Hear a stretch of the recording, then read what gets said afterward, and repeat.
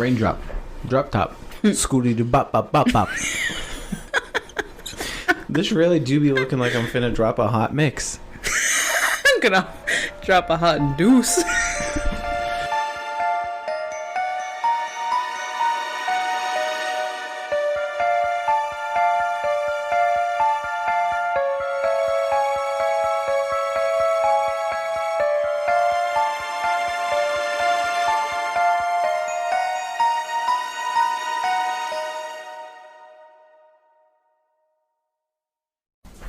Hi, podcast besties. Hi, besties. How are we today? May your Tuesday be just as grand as ever. That's a lot. You're welcome. Or if you're not listening on Tuesday, whatever day you're listening on. Yeah. But you should be listening to us on Tuesday because that's when we drop, and true fans would listen to us as we drop. And we drop it like it's hot. Yeah. As Snoop Dogg would say. We drop that thing. You can't see it, but I'm doing a circle with my hand. While snapping. You can probably hit snap. Snap, Anywho. snap, clap, snap, crackle, pop that pussy. Anyways, we're here for another episode of the Isn't That Odd podcast. And all things spooky pod. And we're your host. I'm Paul. And I am Breana. And today we And for once we have our shit together where we actually say our intro correct because we haven't been saying it correct in a long time. Yeah. We're a mess. It's Every fine. episode is a grab We're bag. quirky. We're different. We love it. Anyway. Yeah, we change it up so we keep it fresh for you because we want you to have the best experience ever. Yeah. Yeah. What he said. And today we're going to keep it just as fresh because we have some great stories for you today to talk about. Yeah. We have a paranormal from me and we have a conspiracy from Breana. I totally forgot what my thing was. And I forgot at the same time. So we just looked at each other like we had no idea what was going on. Yeah. And we're going to keep that in so you can listen to the awkwardness with us. It's not like I work here or anything. Yeah. Nobody works here. Yeah. We're all unpaid for this. Yeah. I actually had to pay to do this, which is ridiculous if you think about You had a it. toupee? I'm not Donald Trump. Oh. Oh. Mago. Anywho, how are you? I'm doing great. I'm a little parched right now, so I'm going to take a little sippy of my drink while we talk, and no one's going to even know when I take the sippy. But other than that, I'm doing I regret pretty asking good you how today. you are. I regret everything that I'm actually trying to think of what we're going to have for lunch, because you mentioned Oh, the idea yeah. of having lunch, and then you didn't tell me what we're going to have. Me and Sisha ended up trying that froyo place, and it wasn't that good. That wasn't good? How do you have bad froyo? Well, first of all, it was weird because usually every froyo place you go to is self-serve. One. Yeah, the machine's like on the back wall. And It wasn't self-serve. They had the machines in the back room, which one is weird and sketchy. Because one, why do you get to decide how much of each froyo flavor I have? Yeah, isn't it a matter of you go The weight to these of it, places yeah. and you pay weight? Yeah. Yeah. So how do you get what? Why do you get to decide the weight? And why do you get to decide how much of which flavor I have of which froyo? And then all like the toppings, it didn't really matter to me. Of like, because those were also not self-serve. Those were also behind the thing. So it's like that place definitely opened during COVID. So did you just pay for the cup and not the weight? No, they still weighed it. What's the point of that? That's inconsistent pricing then. All at the hands of the employee, not even you. Well, they asked how many scoops of each thing we wanted, but they just they filled the cup halfway with the frozen yogurt.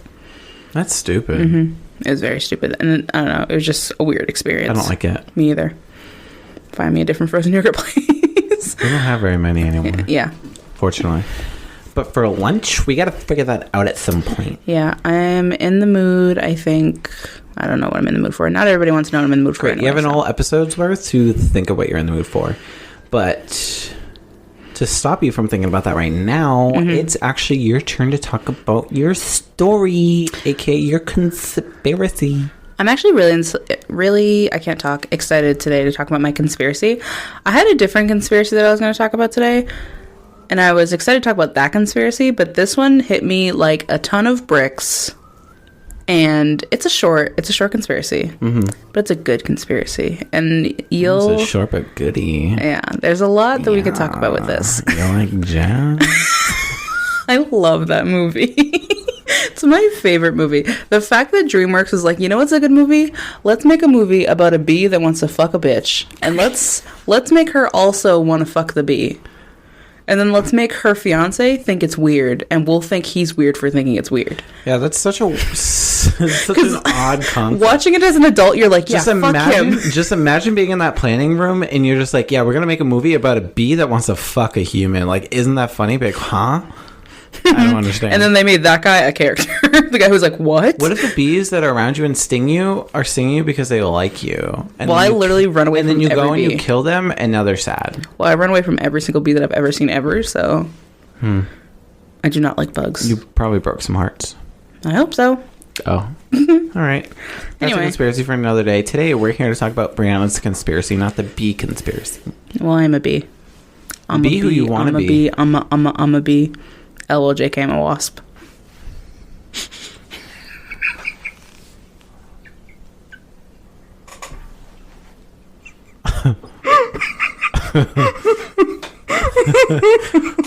What? I don't know where that just came from. You need to put it back. The silence was so loud. Yeah. It was meant to be. That was so funny. Anyway. And you're keeping in all that silence so everyone can hear how loud it is. Uh-huh. Yeah. I will. Great. Okay. Anyway, I want to know if you can guess what this is from, okay? Quote. Rugrats. No. Oh. Quote. A person is smart. People are dumb, panicky, dangerous animals, and you know it. 1,500 years ago, everybody knew the Earth was the center of the universe. 500 years ago, everybody knew the Earth was flat. And 15 minutes ago, you knew humans were alone on the planet. Imagine what you'll know tomorrow. What is that from? I have no idea. You don't know what that's I've from? never heard that before. Are you fucking with me? No. Should I? I'm mad. Why? That's a quote from my favorite, the 1997 cinematic masterpiece. Oh, babe, you think I'm watching Men in Black? 77? No. You've never seen Men in Black? I've never been interested. With Will Smith and Tommy Lee Jones? No. I know, but no. Well, that's what we're talking about today. Men in Black, yep. Ooh. You know this is American Horror... What's that? Yeah, American Horror Story did a kind of Men in Black-ish season. I can't believe you just called me a blackie. Sorry? Go ahead. No, my thought's done. You go ahead. Nothing? Oh, okay. Nothing. He didn't think that was funny. No. Anyway. Try again. Today, though, we're not going to be... Wow. Talking about Will Smith or Tommy Lee Jones. Tommy Lee Jones. Shut the fuck up. Today, we're going to be talking about the real Men in Black. Not the fake Men in Black. Yeah. Yeah. Wait. This is you might talk about it, but I remember seeing a video, security footage, of someone sitting at a desk, and there were Men in Black that like swarmed. It was a whole thing. I didn't talk specifically about that video because You know what I'm talking about, right? Oh. I didn't feel like putting the audio clip in. Oh, you could have just talked about it, though. You could have just, like, described what happened. Yeah, but I truly hate describing things and then not having the visual for it. I guess. We could have put it on our Instagram, which is at isntthatoddpod. Oh, my God, we didn't plug our socials last episode. We're really good at our jobs. I think you did. I didn't.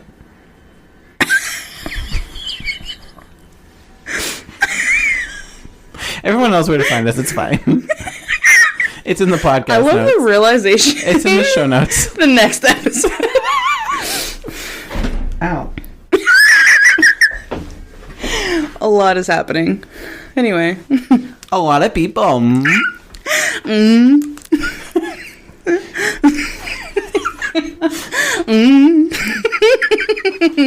I love you, Jesus. Sorry? Please play that at my funeral. We've talked about this already, and you said no, but I need somebody to play that at my funeral. Why do you keep telling me, and why aren't you telling Andrew? Because he'll probably just be too sad and won't take anything. I know you are just as unhinged as me, and you would do it, where Andrew would be like, no. Why don't you tell Jocelyn? She'd be a lot of the same. I already told someone else, and I'm not telling anybody who it is, but they know who they are.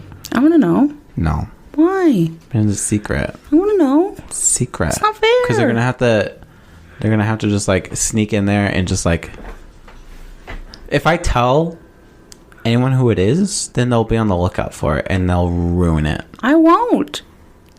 Yeah, but go on with your story. I don't like secrets. What are we doing here?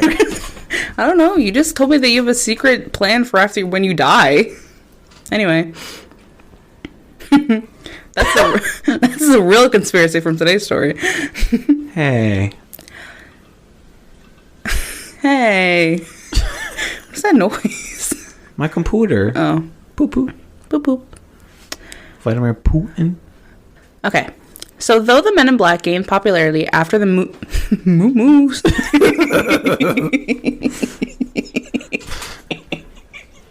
Moot Moot was released. You said poot poot and my brain said you said poot poot. My brain said Moot Moot. Oh, Jesus Christ. I don't even want to keep that in, but I just What is it? I don't want to keep that in, but I just want to name the episode Moot Moot. Though the Men in Black gained popularity after the movie's release, they have been around for over half a century. Moot Moot. Not the Moot Moots, really.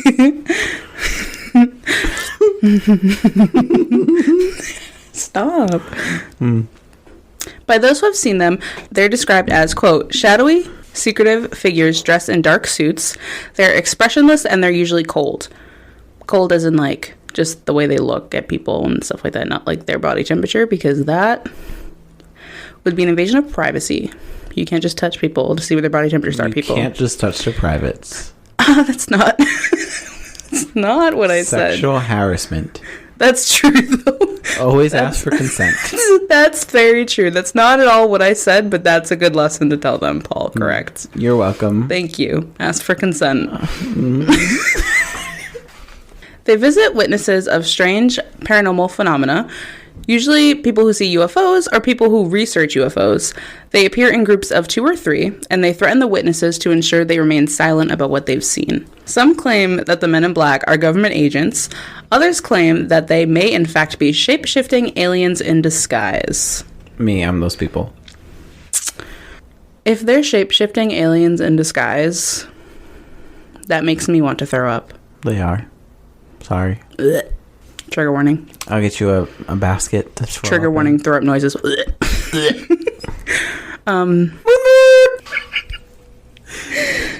This whole episode is just gonna be And you're keeping everyone in. Yes. Too funny. It's too funny. An interesting fact. An interesting fact, unlike the movies where they go by Agent K or whatever letter their first name begins with, apparently they refer to each other as numbers. So they refer to each other as Agent 1 or number 1, number 7, number 2. That is fucking weird. Like, why are you numbers? Can it be 12? How high do the numbers go up is what I would like to know. Is there a number 300 or in like Agent 3475, report Like for what? duty, please. Like what Agent the 3475, report to duty, please. What the fuck? Duty. Haha. Poot poot. Poot poot! Jesus Christ. Cheese and rice.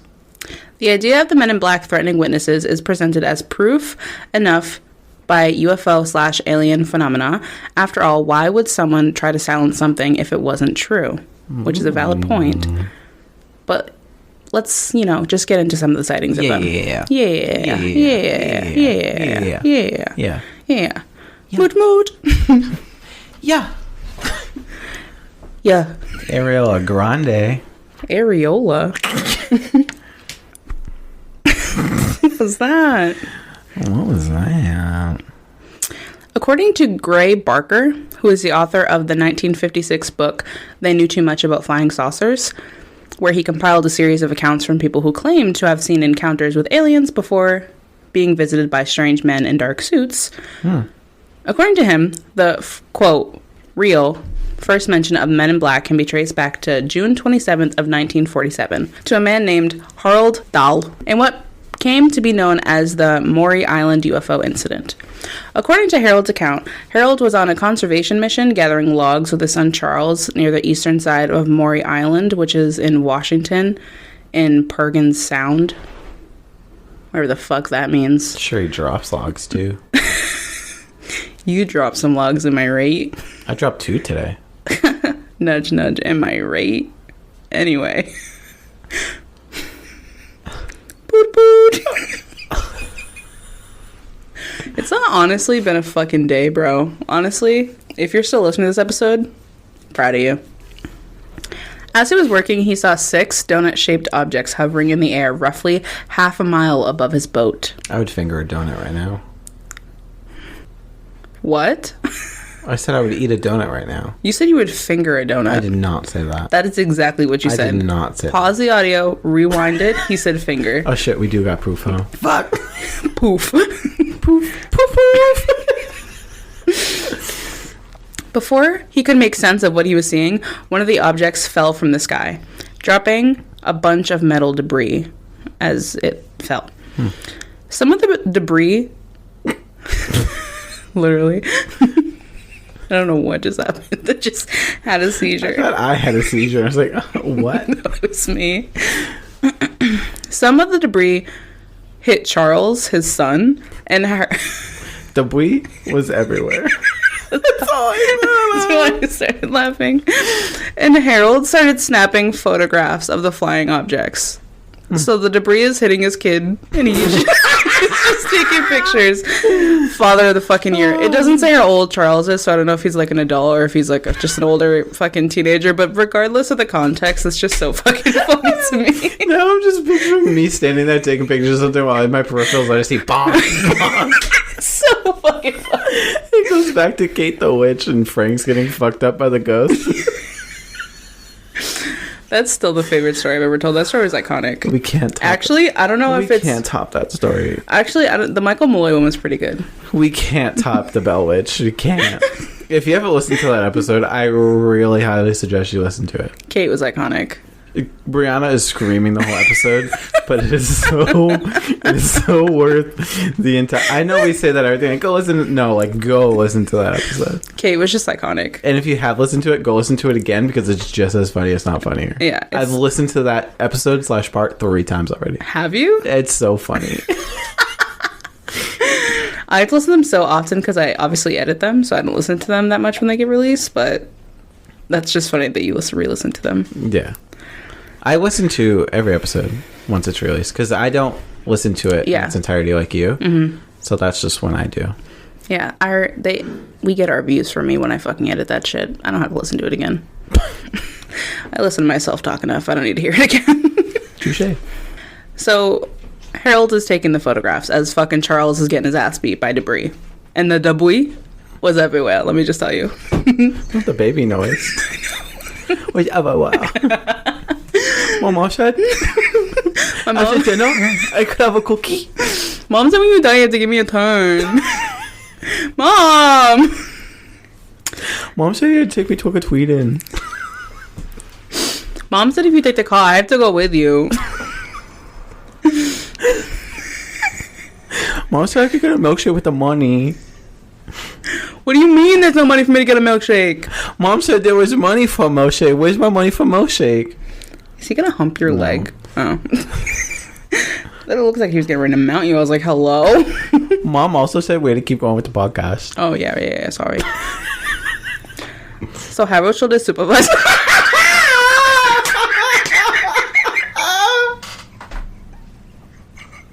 That was the funniest thing I've ever done in my entire life. That was the funniest thing I've ever done in my entire life. That was the funniest thing. I'm so proud of that. That was the funniest thing.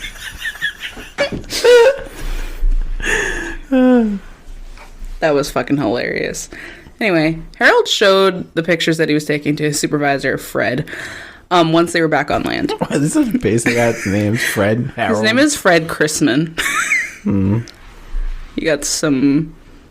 I don't have a Go ahead. joke. I don't have a joke for his name. Go ahead. I don't have anything. He had some what?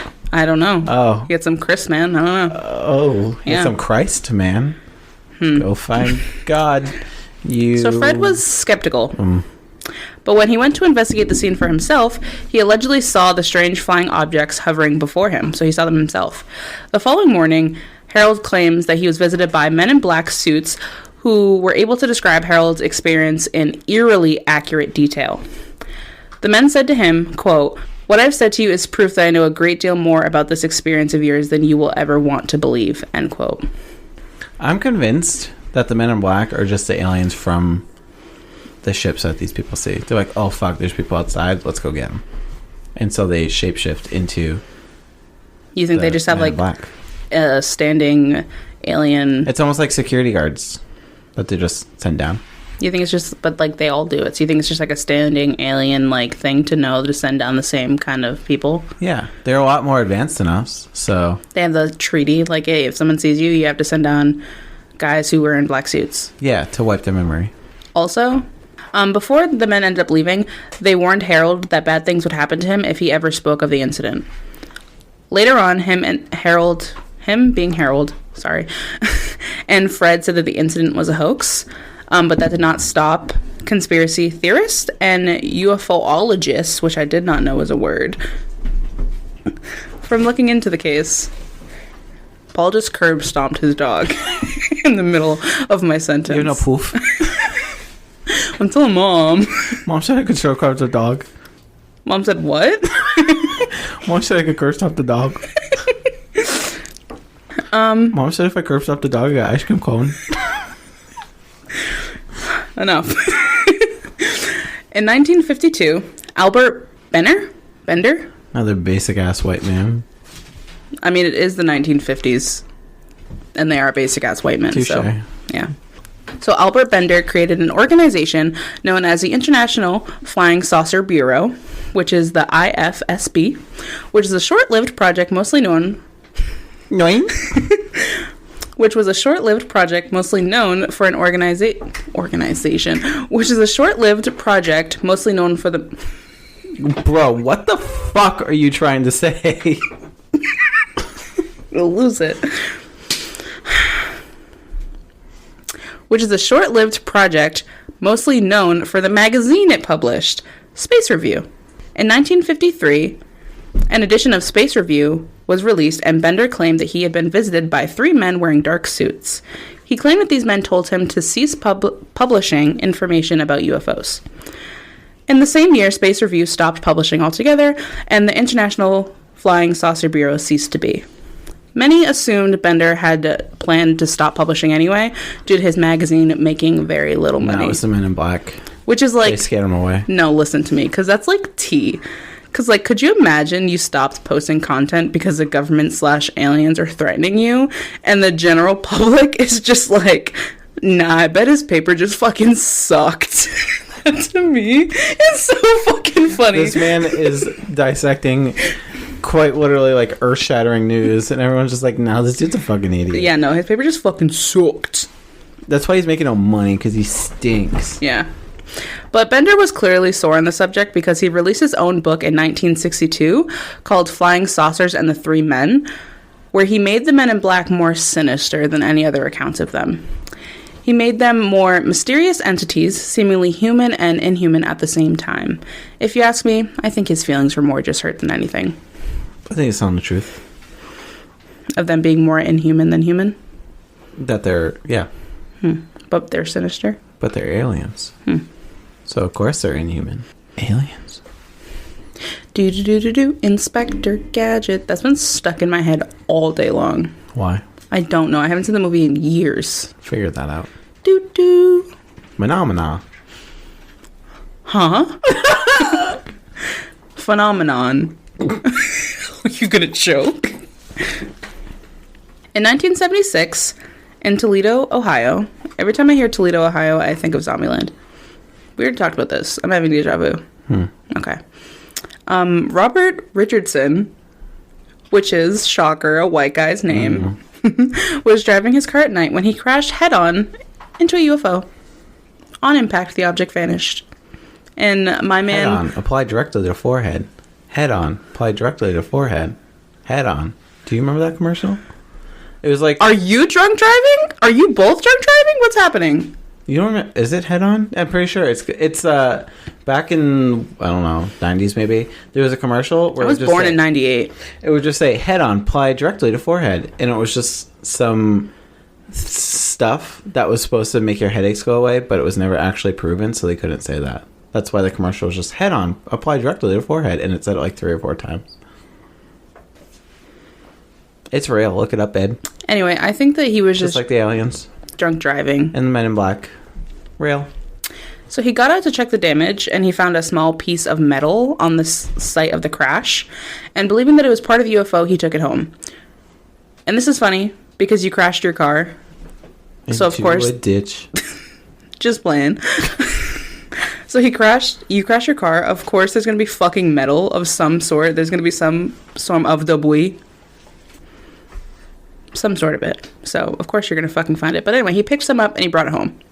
A week later, he claimed he was visited by 2 Men in Black agents. They asked him about the incident and where the piece of metal was. He told them that he turned it over for testing, and then they got mad. And they said, quote, if you want your wife to stay as pretty as she is, then you'd better get that metal back. They're about to beat up that pussy. Could you imagine if 2 strange people just came to your house and were like, give us the metal, and if you don't, I'm gonna punch you.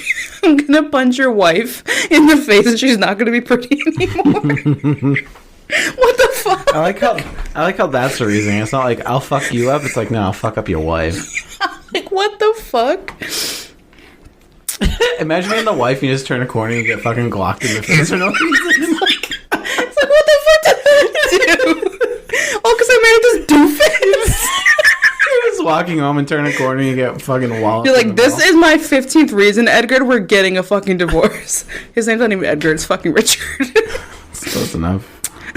It's close enough. Anyway, he never heard from them again. They threatened his wife, and he never heard from them again. And he still has no idea how they even knew about the metal, because he never even mentioned it to them, not once in their conversation. They just knew about it all, like, originally. Because they're the aliens. I have one last story. And I'm just going to preface this by saying, I don't agree nor disagree that the Men in Black are aliens / government agents. Mm-hmm. I just don't have an opinion. I think they're real. I just don't know who they are. Why don't you have an opinion? I'm surprised you don't. I figured you would. I don't. This sounds right up your alley. Yeah, I think they're real. I just don't know who they are. I think they're a little bit of both. I think it's like how it's portrayed, because in the movies they're portrayed as both. Like, there's Men in Black who are like actual humans, and there's Men in Black agents who are aliens. So I think it's kind of both. You've never seen the movie though, so. You got me. I did. In 1968, in New Jersey, UFO researcher, again a white man, Jack Robinson, and his wife Mary. I was gonna say John. You were close. Were terrorized and harassed by a Men in Black agent. The man would stand across the street from their apartment for hours on end. They assumed that he was breaking in also when they weren't home, because their home looked, quote, rummaged through. And that is such 60s lingo. Only my grandparents say rummaged. Let's bring it back. Rummaged? Like swag. We're not bringing back swag. When your house gets robbed? You just kick the fuck out. When your house gets robbed? Not swag. When your house gets rummaged through? Swag. Neither of those are swag. Rummaged is swag. They ended up seeing him 3 days in a row outside of their apartment, so they told their friend. And his name was Timothy Green Buckley, which is still kind of a white name, but not as white, I feel. Do you think it's a white name? Timothy? Green Buckley? Yes. And Timothy managed to take a picture of this strange man. So I do have that picture for you. And we're going to post this also on our Instagram, which is at isntthatoddpod if you want to see it. But Paul, this is the picture that they took. This black and white one. Whoa. That's a man. So I actually got this. I just realized I didn't cite my sources, so I'll cite them at the end. But I got this from a BuzzFeed Unsolved video. And they're basically just like, who's to say that's a fucking Men in Black suit? Who's to say it's not a Navy suit? It's a black and white picture. And I was like, that's so fucking funny. That's very fair. That's so fucking funny. Anyway, that's funny as fuck. But that's the only picture. That's like one of the first pictures or like recorded evidence ever of like a quote Men in Black person, which is just very funny. Now, some believe that Gray Barker, who is the guy we talked about at the very beginning who wrote that book, is the first. So they believe that he is a folklorist, and his book to be quote folklore and cultural mythology. Now, can I just say that the term folklorist should be interchangeable with the term Swiftie? No. If folklore is your favorite album, At me. you're a folklorist, and I don't make the rules. I'm sorry. So, Paul, you're a folklorist. Great, amazing. I'm sorry to tell you that. No, you're not. I'm not. What the fuck does that even mean? A folklorist? Yeah. I think it just means someone who studies folklore. Great. I'm a folklorist. Do you know what folklore actually is? Slay, sister. Do you know what folklore actually is? Yeah. Are you just saying that? No. Okay. Hi, sisters. Sister snapped. In 1957, Carl Jung, who was a famed... Paul, what does this word say? Huh? Psychoanalyst? That's a big word. That's a big word for homo. Did you just say it's a big word for a homo? No, for Elmo? Oh. If the shoe fits, I guess. In You're not wrong. In 1957, Carl Jung... What did you say the word was? Psychoanalyst. Psychoanalyst. It doesn't... Now that you say it, I can see it. In 1957, Carl Jung, a famed psychoanalyst, wrote, quote, Flying Saucers, a modern myth of things seen in the skies, where Jung never argued for or against the existence of UFOs. He simply noted, quote, Our time is characterized by fragmentation, confusion, and perplexity. At such times, men's eyes turn to the heavens for help, and marvelous signs appear from on high. Which basically just means that time is a social construct, and sometimes our eyes wander and look up at the sky, so of course we're going to wonder if things are up there, basically. So are we alone? Is there anyone or anything else out there? Are there men in black threatening people because the government thinks we can't handle the truth? Yes. I guess we'll truly never know. No, we know. That's it. We know. They're there. I believe they're there. Sorrows, apologies. Have you seen those TikToks? Like I was saying, I believe in the Men in Black. I also believe in aliens like a motherfucker. That's a conspiracy for another day.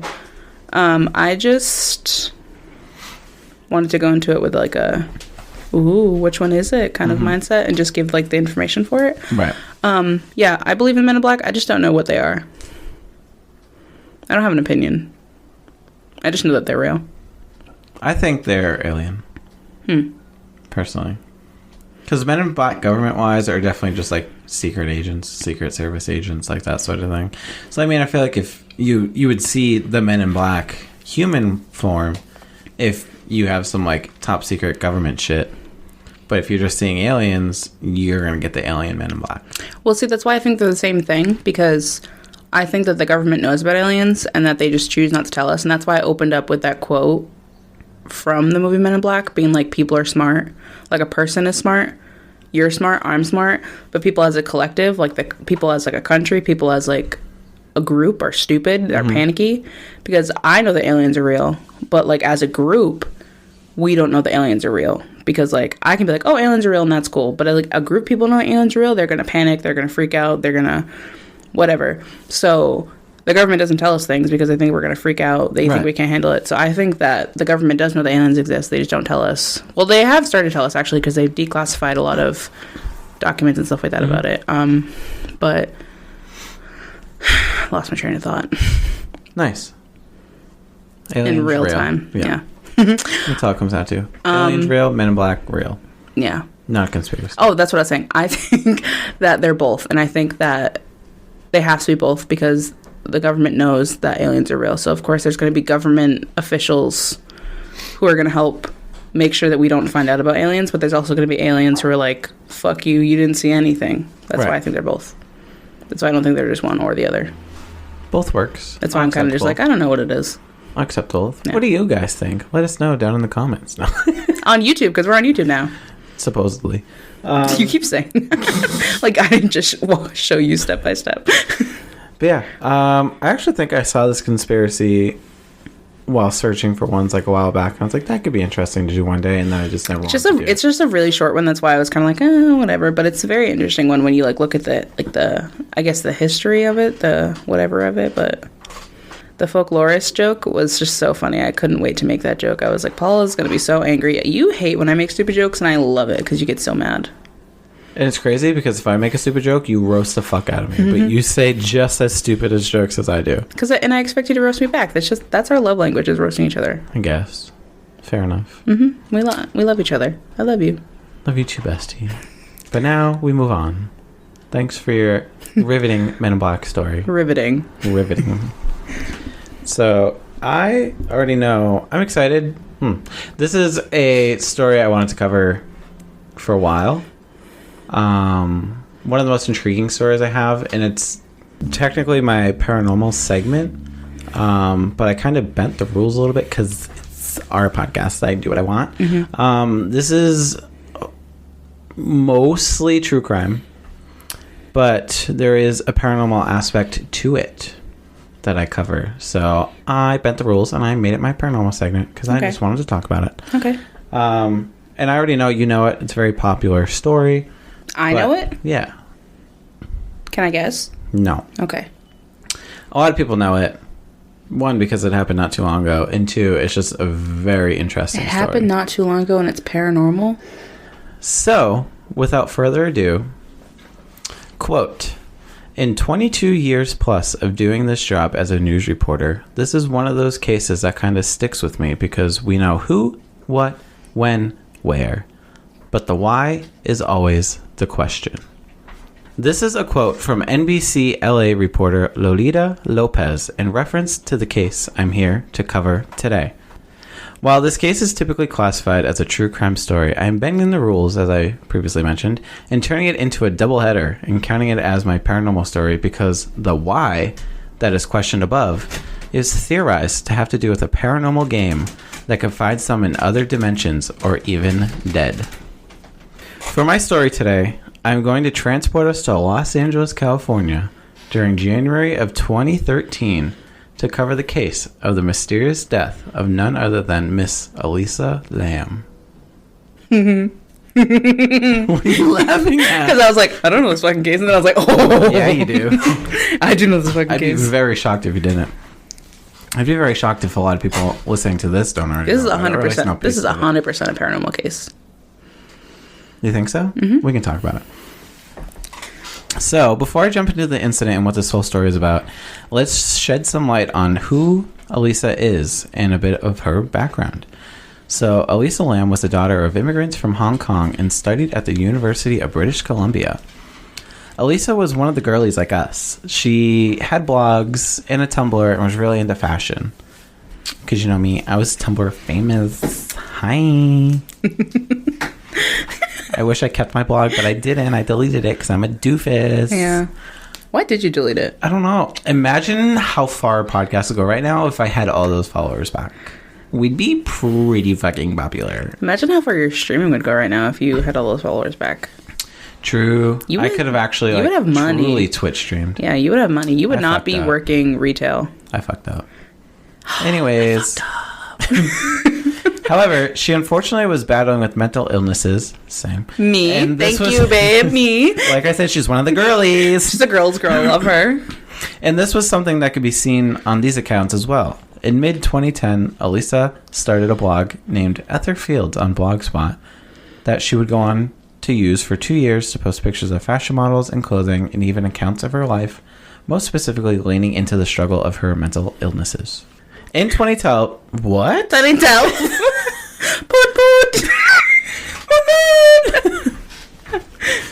In 2012, she would drop this blog and set up her own Tumblr page that is actually active to this day, which is a bit chilling to me. Sorry? Wait, whoa, what? Active in the sense of, like, it's still up.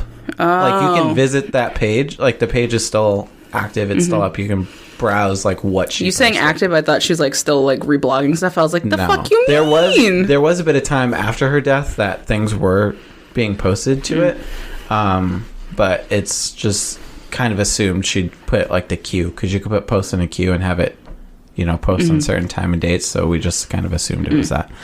And the blog of the what? Yeah. And the name of the title was Nouvelle Nouveau, which is French for new. She got that new.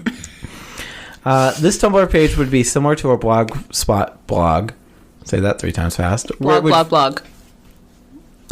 Blogspot blog. Oh, Blogspot blog. I can't even say it once. This Tumblr page would be similar to a Blogspot blog, where it would feature fashion photos, quotes, and even just text posts of her thoughts and feelings. People are so creative. They are. Girly's girl. When it comes to her mental illnesses, which is a big focal point of the investigation, and really the only piece people can point to logically on what happened to her, Elisa was diagnosed with bipolar disorder and depression. It's about to be me in a couple weeks. For these... Oh, no. Oh, no. Oh, no. No. Oh, no. For these illnesses, she was prescribed a handful of different medications, and according to her family, Elisa was one to keep a lot of this under wraps and not really speak upon her mental illnesses, choosing to keep it all private. Couldn't be me. I'd be talking about my shit all the time. Same. I'm like, I'm on Zoloft. I have anxiety. We're removing I'm the upset. stigma here. Yeah, I'm depressed. Leading up to her trip to California, she had no history of suicidal attempts or even thoughts of it. However, there's one report that she went missing for a brief period, but nothing occurred or happened during her disappearance. The most damning, if we will, piece of information that could give any explanation to the story in the end is that Elisa had a history of not taking her bipolar medication, and in this, as a result, on several occasions, led to hallucinations that would cause her to hide under the bed, for instance, for refuge, even being hospitalized at least once for one of those episodes that she had. Now, having learned a bit about Elisa, her background, and what she was doing with leading up to this trip, let's dig into her journey and her disappearance. Having the want to get away from her studies at the University of British Columbia and travel the West Coast, Elisa would embark on a trip to clear her head and have some fun along the way. Although she was very determined to make this trip, her family, rightfully so, was also very wary of her traveling alone. As a compromise, Elisa would make sure to check in with her parents every day of the trip, simply to just let them know that she was safe, which is a fair compromise. Mm-hmm. So with the compromise made, off Elisa went, and on January 26th, Elisa would arrive in Los Angeles, traveling along on the Amtrak in various intercity buses, making her way through California. I want to take the Amtrak train. That sounds fun. We'll go to New York one day and take it. I want to do like across the country. Great, let's do it. Before she arrived in Los Angeles, she spent some time in San Diego, even visiting the San Diego Zoo and posting some photos from there on her social media. After 2 days of being in LA, Elisa would find herself checking into the Cecil Hotel, which is near downtown Skid Row. And for some additional context for anyone that doesn't know, Skid Row is a neighborhood in downtown LA that is known for its large-scale homeless population. I feel like there's a problem in LA with the fact that even us who are not LA natives know that Skid Row is where just like all the homeless people live. Maybe they should like do something about that. Right. Yeah. It has a long history of police raids, targeted city initiatives, and homelessness advocacy. So that's all stuff I knew even before this. Yeah, like, same. I feel like everyone hears about Skid Row somehow, whether through pop culture or whatever. And California's just like, yeah, just let it be. Yeah. Instead of helping them or figuring out a way to... I feel like people move to Los Angeles and they think it's going to be like all sun and palm trees and fucking matcha drinks, and it's like, oh no, it's like crack and fucking Skid Row. Right. So yeah, the Cecil Hotel where Elisa checked into is right next to Skid Row. So when she checked into the hotel, she was initially assigned to share a room on the 5th floor. However, the roommates would eventually complain about Elisa and her, quote, certain odd behavior. Share a room? Yeah. That's almost weird. like a hostel sort of thing. That's interesting. So, leaving her to be moved to a room of her own after 2 days of being there. According to the manager of the Cecil Hotel at the time of Elisa's residency, Amy Price, she would go on to say that Elisa was leaving notes for her roommates that said, go home and go away. and would lock the door to the room and require a password for entry. Same. Who's there? What's the password? No, honestly, same. Same. What's the password? Same. I agree as well. Yes, me. Thank you. She just wanted her own room. Me too, yeah. Honestly, that's a way to get an upgrade for free. Just be weird as fuck until people complain about you. Honestly, facts. Because either regardless, they're going to move them, or you regardless, you're going to get your own room. Yeah, which is what happened. Yeah. Life hack. Life hack. Something even stranger, Elisa had actually attended a live taping of Conan a few days before her disappearance, but was eventually escorted off the property by security due to disruptive behavior. Conan O'Brien? Yeah. The late night show? Yeah. So she went... You think she was like heckling Conan O'Brien? Maybe. We'll never know. So I think it's safe to say... In my notes I said safe to safe. I think it's safe to say Elisa... ChatGPT did not do this episode. Elisa is having some issues and clearly going through some struggles, if all these accounts are to be believed and are factual. So, I mean, she's going crazy on her roommates, getting escorted out of Conan. Like, clearly something's happening. Mm. The worst part of it all, on January 31st, Elisa's parents raised some alarms as Elisa had not yet checked in like she normally had per their agreement. Mm-hmm. Additionally, she was expected to check out of the Cecil this day as well, but had yet to check out. Eventually, her parents were going to contact local police and they would find themselves at the Cecil Hotel, checking the premises, but to no signs of Elisa anywhere. Hotel staff that had seen Elisa on this day confirmed she was alone, and even outside of the hotel at a bookstore nearby, the manager, Katie Orphan, saw Elisa on this day and told CNN in an interview that she was, quote, outgoing, very lively, very friendly, while getting gifts to take home to her family and friends. That's a hell of a last name. Orphan? Mm-hmm. Explain. What if she was an orphan? There's no explanation needed. Got it. Police on site searched the hotel to their utmost legal ability, searching her room, bringing dogs to the building, even onto the roof, but they couldn't search every room on the property unless they had probable cause to believe a crime had been committed. Mm-hmm. So they checked her room, the roof, the hallways, really everything they could legally, but were sort of bound too because they couldn't just go in random rooms and be like, you know, police. You know, what is up with you and knocking on that table? You did it once. You immersive. said, "Oh, that feels nice." It's more immersive. It's more immersive. Immersive. Immersive. Jeez Louise. During all of this, police also had pulled security footage from the hotel or scanning it for nights on end, trying to find any sign of Elisa. This is when the case would be shot into the public eye as the police needed help. Desperate for answers and help, the police would indeed find Elisa through security footage, but needed some more eyes and thoughts soon to release the video onto their website for the public to view. The video in question would show Elisa in one of the elevators in the hotel on the date of her disappearance, acting rather strange. You could say she was acting rather odd. That's pretty... Isn't that pretty odd? You could say. You could. You could. You could say that. You could say it's odd. You could say that. You could. Anyway. In the footage, she can be seen stepping into the elevator and pushing all of the 4 buttons. Additionally, she would step in and out of the elevator, poking her head out sideways at times towards the hotel's hallway, and even peering out of the elevator another few times before stepping out entirely and out of view. The last minutes of the video show Elisa standing by the left side of the door, moving her hands in random, unexplained gestures, with no one else being captured on the video. Before I continue and talk about the eventual discovery and end to the story, this is a great time to turn into the paranormal part. So, the elevator is a very important piece, and one big theory surrounding it includes a game.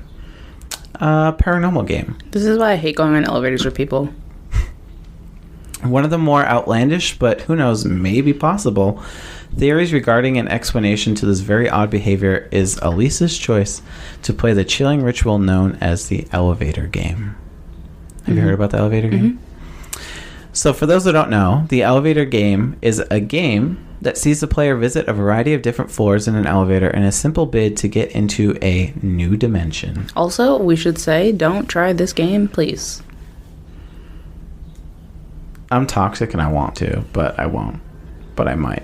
So, the rules of this game state that the player must first enter the elevator alone, but this could change later in the game when someone joins them. From the first floor, the player must ascend to the second floor, then to the sixth, descend down to the second, ascend up to the 10th, and finally go down to the 5th floor. During these floor changes, it is imperative that the player does not get out of the elevator on any of the aforementioned floors. Once the player reaches the 5th floor in the end, the legend says a mysterious woman will enter the elevator, but the player must not look at or interact with her in any manner. Following, the player must then push the button to the first floor again, and this is where one of two scenarios can happen. 1. If the lift actually goes down to the first floor, the player must leave the building and never look back. Or 2. If the elevator decides to go upwards to the 10th floor instead, once the player leaves the elevator, they are said to be entering a new dimension. If the elevator goes up, don't leave the elevator. No, do. This is what you want. You want to go to the new dimension. No. Yeah. No, you don't. You do. That's why you play it. No. Yeah. You play it because you're dumb. Then you play it because you want to go to the new dimension. You play it because you're stupid. Both. So, with Elisa being seen in the security footage pressing a variety of buttons, acting scared, making random gestures, etc., is it possible that she was playing this game and didn't follow all the rules? Who says what happens when you mess up or leave the elevator like she did? Does something paranormal and sinister happen? Maybe the mysterious woman that was supposed to enter the elevator came after her for not playing correctly. Some viewers of the elevator footage have argued that the video seemingly was tampered with, claiming parts of the video were slowed down and nearly a minute of footage had been removed. Was this the mysterious woman hiding her appearance? While we won't have any answers to these specific questions or even know if this theory is indeed fact, we unfortunately will end up being left with some upsetting news about what came to be of Elisa following this security footage. On February 19th, only 2 weeks after the video was published by police on their website, maintenance worker Santiago Lopez would end up finding Elisa Lam's dead body floating in one of the hotel water tanks. You know what's nasty? Don't. Okay. Santiago would be responding to complaints from hotel patrons about low water pressure and a rather strange taste coming from the tap water. That's what's nasty. I know. That's why I was like, don't say it yet. Can I just tell you, I don't drink tap water. I don't either. Kiwan says that I'm bougie because I refuse to drink tap water. This, among many reasons, is why I don't drink tap water. Because you don't know what the fuck is in the tap water. And like, there's like, oh, there's filters on it. No, there isn't. They're lying. There's not. No. I will only drink like fridge water if the filter is constantly replaced like ours. Mm-hmm. Bottled water, obviously. Brita water. Like, I won't just take water from a tap and just drink it raw. That freaking thing that our job put in, and Jimmy's like, it's still filtered water. He's trying to gaslight me. It's tap water. I know what tap water tastes like. It's filtered tap water. It's fucking tap water. Filtered tap water. It's fucking tap water. There's no filter in there. They just connected a fucking tube to the tap water pipe and put it into a machine. No filter. Tap water. Filtered tap water. No. According to a statement from the chief of the Los Angeles Fire Department, the tank where Elisa was found had to be drained completely and then cut open from the side to be able to remove her body. On the 21st of February, Ella. Sorry. The LA Coroner's Office would issue a finding of accidental drowning, with bipolar disorder being a significant factor. The full report would be released the following June, stating that Elisa was found naked, floating next to her clothes in the water, and coated with a sand-like particulate. The toxicology report of Elisa's death would go on to find traces of medication that was consistent with what she was taking at the time, plus some non-prescription drugs like ibuprofen, as well as a very small amount of alcohol.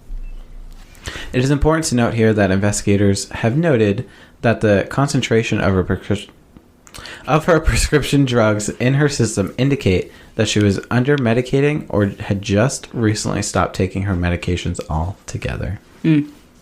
Now, off script for a second, thinking back, we already know what would happen if you stop taking your medication, and she was known to do this before. Send you into a little bit of a hallucination kind of fit. Just saying. So while the investigation would be able to conclude how she died, many questions and wants for explanations still exist, like how she even got into the tank in the first place. The doors and stairs to the roof were locked, with the need for staff to open unless an alarm would sound if there was any attempt to open them otherwise. However, it has since been shown that the fire escape could have allowed her access to bypass all these security measures and locks. Even the scent trail the dogs discovered ended by a window that connected to the fire escape. While this exists, there is still no answer as to how she could have gotten into the tanks to begin with, as all 4 tanks were 4 by 8 foot cylinders that were propped up on concrete blocks with no fixed access to them. So much so, hotel workers that wanted to access them would need to use a ladder to get up to the lids, which them in themselves were very heavy and hard to move. The lid. The lids were reported to have been open when the body was found. I wonder if you could have just heard that truck that went by. Yeah, probably. The lids were reported to have been open when the body was found, so that at least removed the potential question of how she could have closed it while being inside. I just blacked out. What did you just say? What was that sentence? The lid was open when they found her. Yeah. So that removed any question of how it could have been closed while she was inside. Oh, okay. So that kind of rules out like the possibility of like someone taking her up there and throwing her in there, because they would have just closed it. Yeah. I mean, not really, because someone's still gonna put her in there and just not closed it. Right. Yeah. Okay. Even without all of these answers, at the end of the day, we know that a very bright light was unfortunately taken from this world, and her parents were rightfully very upset and even angry at the hotel. In September of 2013, Elisa's family would go on to file a wrongful death suit, claiming the hotel failed to, quote, inspect and seek out hazards in the hotel that presented an unreasonable risk of danger, unquote, and sought out an unspecified amount of damages and burial costs. Later in 2015, this case would be dismissed as the hotel argued it could not have been reasonably foreseen that Elisa might have entered the water tanks, and since it remained unknown how she got into the tanks, no liability could be assigned to them for failing to prevent it. I don't want to agree with them on this, but I do agree with that. It doesn't make sense. Like, they weren't notified. It's...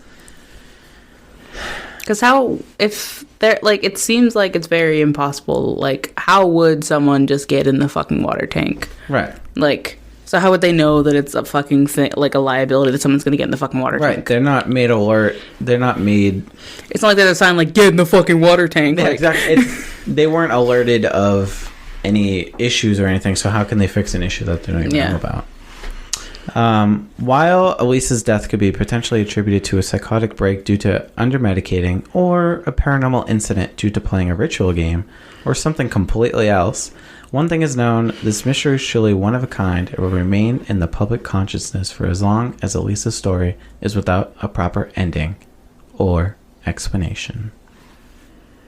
And that is a story about Miss Elisa Lam. That's like... That could have been a conspiracy, too. That's, like, ticks all the boxes. You could have used that for anything. There's so much surrounding this case. And learning more about it, like, more intricate details, was fun for me.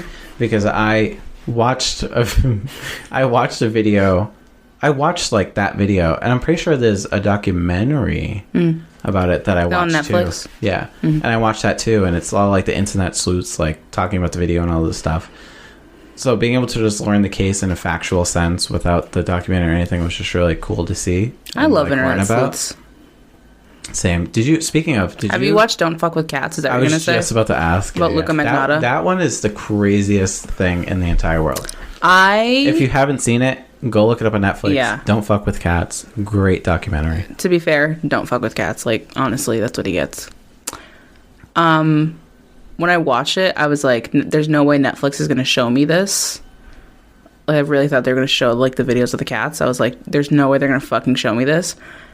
Thankfully, either I looked away and I don't remember seeing it, or they actually didn't show it. I mean, they showed it, like setting up for it, but they didn't actually show it. And I was like, thank God. But I'm so glad they got fucking caucus. It's such a crazy documentary. I will never cover about that how case. The internet quite literally found him and just like... I will never cover that case. Animal cruelty is fucking insane. Yeah, I don't have that on my list personally. But this case was so different because there really is just no hard explanation for what the fuck she was doing in that elevator. Mm-hmm. I mean, obviously the logical part of me is like she's under-medicated or just hasn't taken her meds and she's just on another psychotic break. I mean, like the logical thing is like she's under-medicated, she's having a psychological break. She probably is playing that game and probably is hallucinating what's supposed to happen in that game. And then she probably ended up in the tank. That's probably what happened. It's probably all of it mixed together. But just the craziest part to me that I just can't get myself to understand is how the hell she ended up in that tank. Because if workers need a ladder to get into that tank to do any sort of maintenance, how the hell did she just casually plop herself in there? If she's having a psychotic break, nothing makes sense. Nothing rational makes sense. Like, when you're having a psychotic break, granted, I've never had a psychotic break, but I do know that when people do have psychotic breaks, anything that seems rational isn't what happens. They're going to do anything they fucking want to do. So anything that comes to their mind, if they're like, I want to get that fucking water tank, they're going to do anything possible to get in that fucking water tank. Yeah. I mean, seeing pictures of like the roof and stuff, the tanks are all pretty close, and then there's the roof of... For all you know, she could have fucking parkoured up there. Yeah. There's like the roof of the building... Because you know how, like, when you go up the steps and there's, like, a little hallway before it leads outside? So it's, like, the roof of, like, that area. Mm-hmm. So she could have somehow gotten onto that and then jumped into the tank. That's my only guess. But like you said, I'm sure with psychotic breaks... Almost like when you get... what's the... like, a ton of adrenaline, you can do, like, ungodly things. Like, it's probably something along those lines, is my guess. I'd agree. But it's crazy to me. There's a bug. It's a whittle bug. It's just in my face. Oh. Do you have anything extra to add or thoughts about the story that you may have learned or known? No, because I already knew a lot about this case. Because it's just iconic. Mm-hmm. Like, I feel like everybody... It's a very well-known Everybody knows about this case, yeah. If you're like... That's how I became obsessed with the Cecil Hotel. If you're into anything...